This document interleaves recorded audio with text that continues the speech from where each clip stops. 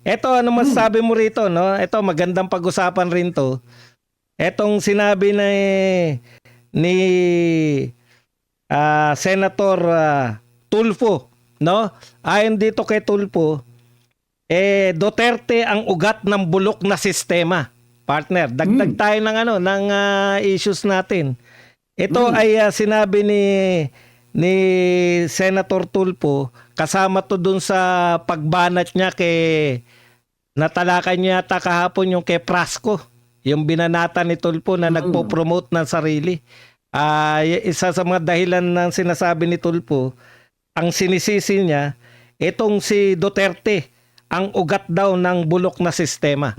Partner, may masasabi ka ba dito? Ito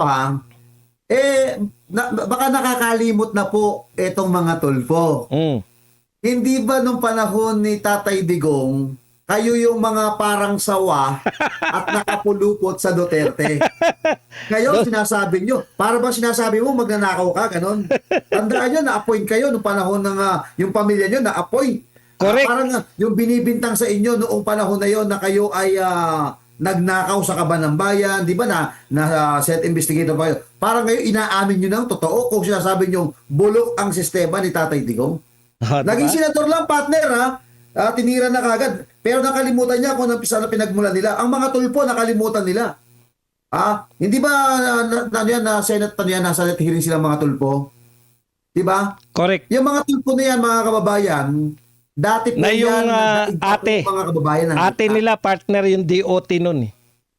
Di ba? Yung DOT. Yung Senate hearing ngayon, sila. ito. Tapos may nakakausap pa ng direkta, si Tatay Digong. Bakit hindi nyo sinabi sa taong bayan noon? Nung panahon na yon na nakakapit po kayo. Hindi hamak na nakikita nyo lahat. Bakit nung wala na si Tatay Digong at napeso kayo bigla, doon kayo nag-iingay-ingay. Nakalimutan ni Tulfo. Hindi po usapin po ng marites ito. Hindi po usapin po ng away mag-asawa ito. Ito po ay seryoso paratang. At pag ganyan sinasabi nyo na bulok, ibig sabihin, bulok ko yung Tulfo. Bulok ko yung ate ninyo na inapoint po ni Tatay Digong. Inaamin nyo na nagnakaw siya. Di ba? Huwag mo sabihin siya lang ang malinis nung panahon na yon. Back to you. Alam mo, Rapi Tulfo, no? 4 na taon na. Mag-4 na taon na tong presidenteng sinusuportahan mo. Kung wala kang pinag-iba kay BBM alam mo, partner, tayo naman kahit papano naging leader tayo, no? Walang kwentang leader. Ang una mong ginagawa, ang leader kasi pag may problema nilulutas, di ba? Kaya si Tatay Digong bilib na bilib tayo eh. Kasi may problema lulutasin niya. Yung mga nagkukunwaring leader, walang nalulutas na problema yan kasi isinisisi niya sa iba. Partner, kung papansinin mo, mag-4 na taon na si BBM, ibig mo sabihin lahat ng nakikita niyong problema dito kay Tatay Digong. Balikan natin, pinakamalaking problema ngayon pinakamalaking pagnanakaw sa kasaysayan ng Pilipinas, itong flood control project. Totoo yan, wala pang ganyang kalaki. Trilyon ang pinag-uusapan nating nakaw. Yung kay Napoles nun, wala pang lang yun. Ilang bilyon lang yun, kung umabot man yun ng bilyon. Pero grabe, ang reaksyon ng mga tao nun. Pero ito po, trilyon. Yung si Duterte ba, kay Duterte ba nagsimula yan? Lagi nyo sinasabi, Duterte ng Duterte ng Duterte. Pero imposible po. Kasi wala naman pong kahit isang ghost project nung panahon ni Tatay Digong. Paano mo natiyak ba dong na walang flood ghost project na flood control? Alam nyo po, ang media, anti-Duterte yan. Yun nga Dolomite nagbabantay sila pag umuulan, naroon GMA, ABC5, TV5 at saka yung ABS-CBN. Binabantayan nila nung bago yung Dolomite. Binabantayan nila, kala nila agusin. Mga tangengot nga eh. Alam mo, partner, eto pa kaya meron silang alam na ghost project, hindi nila sasabihin sa lahat. Yung Dolomite nga na ang ganda-ganda ng resulta, nagagawa nilang siraan eh. Yung pa kayang may flood control project. Hindi totoo, Tulfo, na ang ugat ng mga kabulukan na to, si Tatay Digong. Si Tatay Digong lang ang totoong tumugon sa mga problema ng Pilipinas. Ano ba problema ng Pilipinas noon? Droga, korupsyon. Talamak ang droga, talamak ang korupsyon. Anong pinatupad ni Tatay Digong?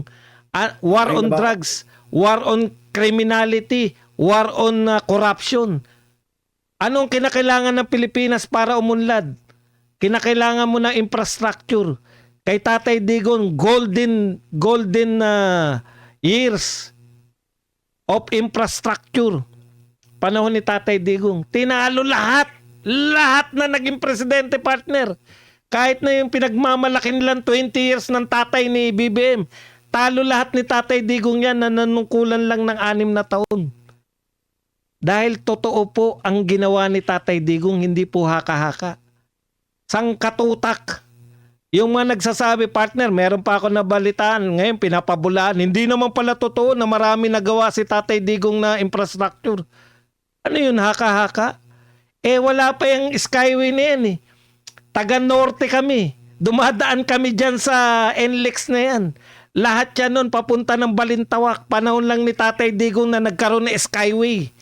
Ano yan? Haka-haka namin hanggang ngayon. Dumadaan kami sa Skyway. Haka-haka ba yan? Hindi ba totoo yan? Yan si Silex. Wala dati yan. Nagkaroon na si Silex. Haka-haka ba yung mga proyekto ni Tatay Digong? Para sabihin ninyo na nag-ugat kay Tatay Digong, tandaan po ninyo, pag yung mga tulpo, tumakbo, mas mataas na posisyon at nanalo, anong gagawin niya sa pwesto? Isisisi kay Duterte lahat. Ganyan po yung tao, makikita nyo na po yung uri ng leader. Si Tatay Digong, 6 na taon, nagtrabaho, hindi namin narinig. Si Pinoy kasi, nayaan niya lang to, si Pinoy kasi, wala pong ganun. Alam niyang banban si Pinoy, alam niyang walang kwentang leader, hindi niya na kinakailangan siraan. Alam po ninyo, dalawa po ang bagay, no, para ikaw ay sumikat. Una, gumawa ka talaga ng totoo. Ikalawa, siraan mo yung sinundan mo. Ngayon po, nakikita po natin, sinisiraan lang yung sinundan. Pero hindi po kayang siraan yung mga Duterte, partner. Meron lang akong i-reveal dito tungkol ho dito kay Erwin Tulfo. At ito naman ay totoo naman po nangyari. Marahil sa mga nanonood partner, po saglit lang. Kanina si Rapi yun ha. Ngayon si Erwin naman. Tuloy, partner. Rapi tayo, Rapi. Tsaka Rapi. Erwin. Sige. Kay Rapi Tulfo tayo. Dito siguro, meron pa tayo mga subscriber dito. Nakita ko naman yung mga subscriber ng Brothers Travelers. Naabutan nyo ako, yung mga luma-luma natin subscriber dito. Naaalala nyo po ba mga kapartner, yun pong kaso po nung 18 days kalansay?